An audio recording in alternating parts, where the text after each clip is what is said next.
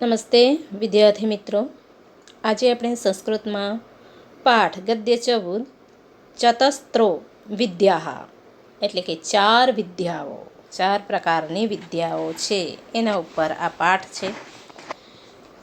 આ પાઠ કૌટિલ્યના અર્થશાસ્ત્ર, કૌટિલ્યએ લખેલું અર્થશાસ્ત્ર છે. એ કૌટિલ્ય અર્થશાસ્ત્રના પ્રથમ અધિકરણમાંથી આ પાઠ લેવામાં આવ્યો છે.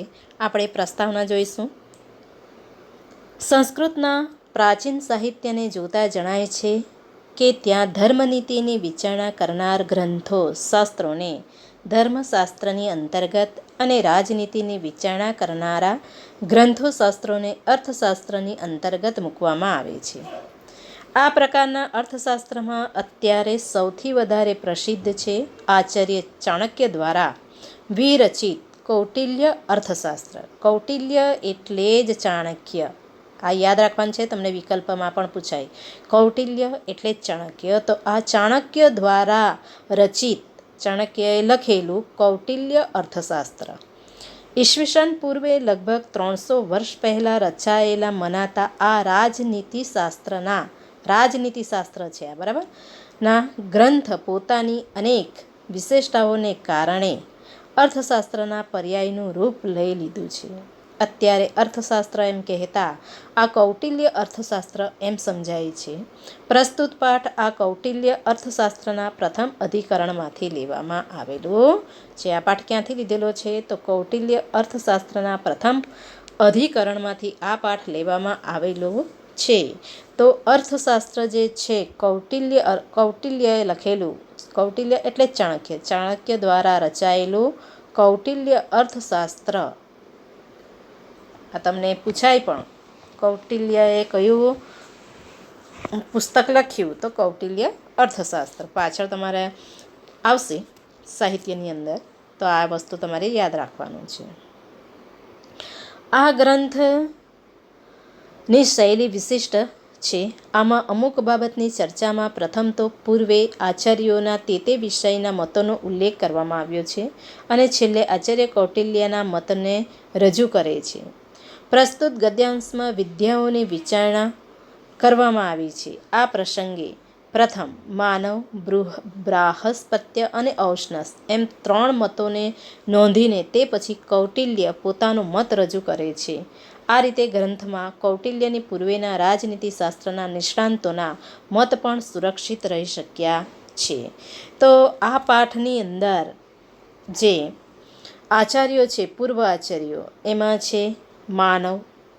માનવ કોને કહેવાય?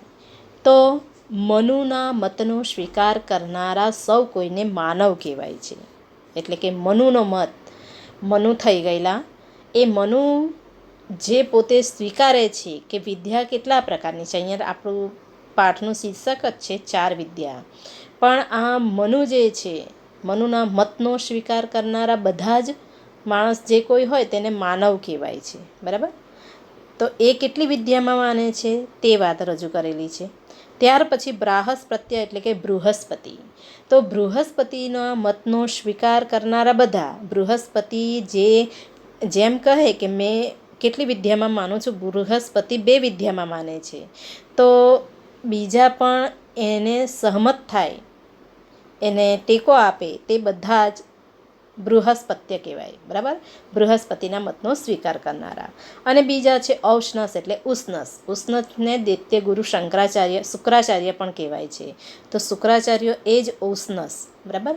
તો ઉષ્ણસના મતનો સ્વીકાર કરનારા જે કોઈ છે, ઉષ્ણસ જે વિદ્યામાં માને, ઉષ્ણસ એમ માને કે એક જ વિદ્યા છે, તો એના મતનો સ્વીકાર કરનારા બધાને જ ઉષ્ણસ કહેવાય, બરાબર.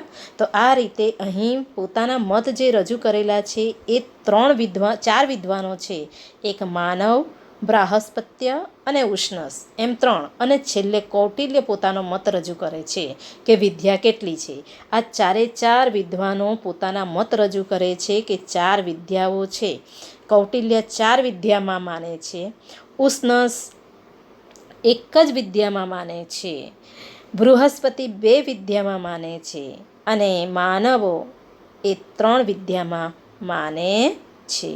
તો 4 વિદ્યા છે, પણ દરેક પોતાનો મત રજૂ કરે છે. કૌટિલ્ય 4 વિદ્યામાં માને છે. તો આ રીતે આ બધા વિદ્વાનો છે, માનવ, બૃહસ્પતિ અને ઉષ્ણસ અને કૌટિલ્ય, દરેક પોતપોતાનો મત અહીંયા રજૂ કરશે.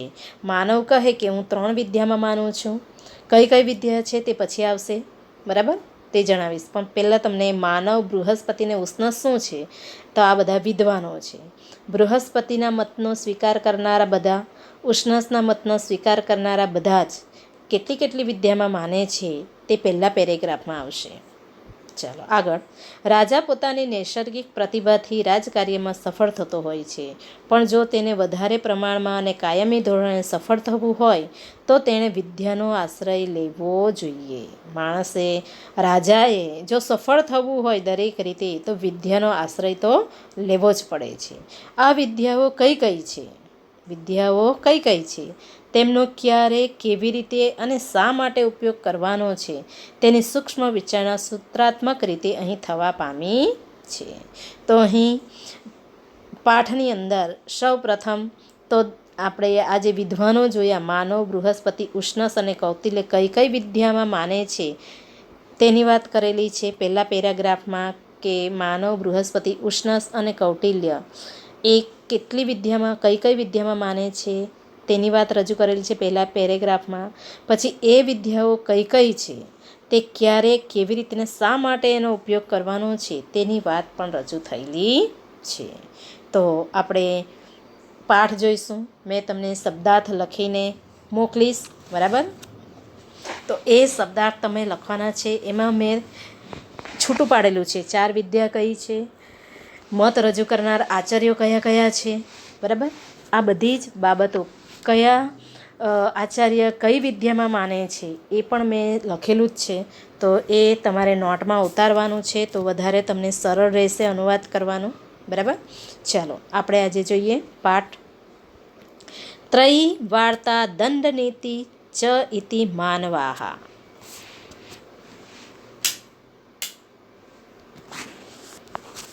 ત્રયી એટલે શું, વાર્તા એટલે શું અને દંડનીતિ એટલે શું, એને પણ મેં 4 વિદ્યાને એનું અનુવાદ વિસ્તારથી કર્યું છે, અર્થ લખ્યા છે.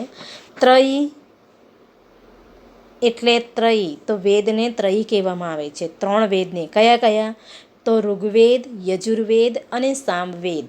આ 3 વેદોને ત્રયી કહે છે. આટલું યાદ રાખવાનું. ત્રયી એટલે શું, તો આ યાદ રાખવાનું. ત્રયી એટલે ઋગ્વેદ, યજુર્વેદ અને સામવેદ. ત્યાર પછી આવશે વાર્તા. વાર્તા એટલે શું, તો કૃષિ, પશુપાલન, વેપાર, વણજનું જ્ઞાન આપતી વિદ્યા. કૃષિ એટલે ખેતી, પશુપાલનને લગતું અને વેપારને લગતી જે વિદ્યા છે તેને વાર્તા કહેવાય છે, બરાબર. જો ત્રયી એટલે 3 વેદો, એમાં અથર્વવેદ આવતો નથી. વાર્તા એટલે ખેતી એટલે કે કૃષિ, પશુપાલન અને વેપારને લગતી વિદ્યા. અને દંડનીતિ એટલે અપરાધીને દંડ આપવાની જે રીત છે, નીતિ છે, તે દંડનીતિ કહેવાય છે. આ 3 પ્રકારનો. એટલે તમને ગાઈડમાંથી તમે અનુવાદ જોશો તો ગાઈડમાં ત્રયી, તો પછી આખા એ ત્રયી એટલે શું તેને કાઉન્સમાં વાર્તા એટલે શું તો તે પણ કાઉન્સમાં લખેલું છે. એટલે એનું અનુવાદ તમને બહુ લાંબો દેખાશે, બરાબર. એટલે તમારે આ 3 શબ્દોને સમજી લેવાનું કે ત્રયી એટલે શું, વાર્તા એટલે શું અને દંડનીતિ એટલે શું, બરાબર.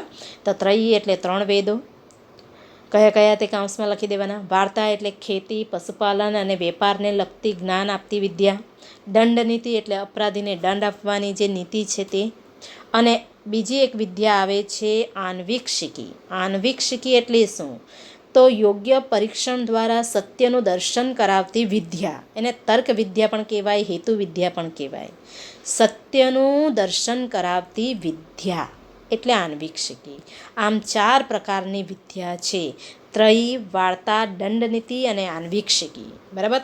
4નો મેં અર્થ લખેલો છે નોટમાં, મેં મોકલાવીશ તમને, તો તે તમારે લખવાનો છે. ત્રયી એટલે શું, વાર્તા એટલે શું, દંડનીતિ એટલે શું અને આન્વીક્ષિકી એટલે શું, એનો અર્થ તમને સ્પષ્ટ થવો જોઈએ. ત્રયી એટલે 3 વેદો, ઋગ્વેદ, યજુર્વેદ, સામવેદ. વાર્તા વાર્તા એટલે ખેતી, પશુપાલન અને વેપારને લગતી વિદ્યાનું જ્ઞાન. દંડ નીતિ એટલે અપરાધીને દંડ આપવાની નીતિ. અને આન્વીક્ષિકી એટલે સત્યનું દર્શન કરાવતી વિદ્યા જે છે, તર્ક વિદ્યા અથવા તો એને હેતુ વિદ્યા પણ કહેવાય છે. આ વસ્તુ તમારે યાદ રાખવાનું. હવે આપણે પાઠ જોઈએ. ત્રયી વાર્તા દંડ નીતિ ચ ઇતિ માનવાહ.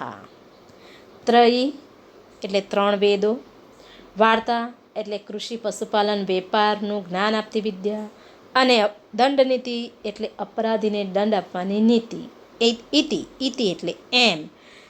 માનવાહા એટલે મનુના મતનો સ્વીકાર કરનારા સૌ કોઈ કહે છે, એમ લખવાનું છે. માનવાહા એટલે મેં તમને આગળ કીધું કે આપણા 4 જે વિદ્વાનો છે એ વિદ્વાનો માનવાહા એટલે મનુનો મતનો સ્વીકાર કરનારા બધાને માનવ કહેવાય. તો ત્રયી વાર્તા અને દંડનીતિ એમ મનુના મતનો સ્વીકાર કરનારા સૌ કોઈ કહે છે. બરાબર? એટલે મનુના મતનો સ્વીકાર કરનારા સૌ કોઈ 3 વિદ્યામાં માને છે, ત્રયી, વાર્તા અને દંડનીતિમાં માને છે. ચાલો, ત્યાર પછી વાર્તા દંડનીતિ ચ ઇતિ બૃહસ્પત્યા. વાર્તા અને દંડનીતિ જ વિદ્યા છે એમ બૃહસ્પતિનો મતનો સ્વીકાર કરનારા સૌ કોઈ કહે છે. ને તો બૃહસ્પતિના મતનો સ્વીકાર કરનારા શું કહે? તો વાર્તા અને દંડનીતિ એ 2 જ પ્રકારની વિદ્યા છે એવું કોણ માને છે? તો બૃહસ્પતિના મતનો સ્વીકાર કરનારા. પછી આગળ, દંડનીતિ એકા વિદ્યા ઇતિ ઉષ્ણસ. ઉષ્ણસ એટલે દૈત્ય ગુરુ શુક્રાચાર્ય. તો શુક્રાચાર્ય અથવા તો ઉષ્ણસનો મતનો સ્વીકાર કરનારા સૌ કોઈ કહે છે કે દંડનીતિ જ એક વિદ્યા છે. દંડનીતિ જ એક વિદ્યા છે. એટલે ઉષ્ણસ એક જ વિદ્યામાં માને છે, દંડનીતિમાં. મેં તમને આગળ કહ્યું કે 4 પ્રકારની વિદ્યા છે, ત્રયી, વાર્તા, દંડનીતિ અને આન્વીક્ષિકી. તો આમાંથી 3 ત્રયી, વાર્તા અને દંડનીતિમાં કોણ માને? તો માનવો માને છે. બરાબર? આ 3માંથી ફક્ત વાર્તા અને દંડનીતિ એ 2 જ વિદ્યા છે એમ કોણ માને? તો બૃહસ્પતિ. અને આ 3 વિદ્યામાંથી માત્ર દંડનીતિ જ એક વિદ્યા છે એવું કોણ માને? તો ઉષ્ણસ માને છે. બરાબર? ચાલો, ચતસ્ત્ર એવ વિદ્યા ઇતિ કૌટિલ્ય. ચતસ્ત્ર એટલે 4 જ વિદ્યાઓ છે એમ કૌટિલ્ય માને છે. કૌટિલ્ય 4 વિદ્યામાં માને છે. આ 3 તો ખરી જ, ત્રયી, વાર્તા, દંડનીતિ, અને બીજું આવે છે એક વધારેનું આન્વીક્ષિકી. આમ કૌટિલ્ય 4 વિદ્યામાં માને છે. કૌટિલ્ય કહે છે કે 4 જ વિદ્યા છે. અને તાહા ચ એટલે અને તાહા એટલે તે, અને તે એક છે આન્વીક્ષિકી, ત્રયી, વાર્તા અને દંડનીતિ. આન્વીક્ષિકી એટલે સત્યનું દર્શન કરાવતી વિદ્યા. યોગ્ય પરીક્ષણ દ્વારા સત્યનું દર્શન કરાવતી વિદ્યા તર્ક વિદ્યા, જેને આન્વીક્ષિકી કહે છે. તો આન્વીક્ષિકી, ત્રયી, વાર્તા અને દંડનીતિ એમ 4 વિદ્યામાં કોણ માને? તો કૌટિલ્ય માને છે. કૌટિલ્ય 4 વિદ્યામાં માને છે, આન્વીક્ષિકી, ત્રયી, વાર્તા અને દંડનીતિ. સાંખ્યમ યોગ લોકાયતમ ચ ઇતિ આન્વીક્ષિકી.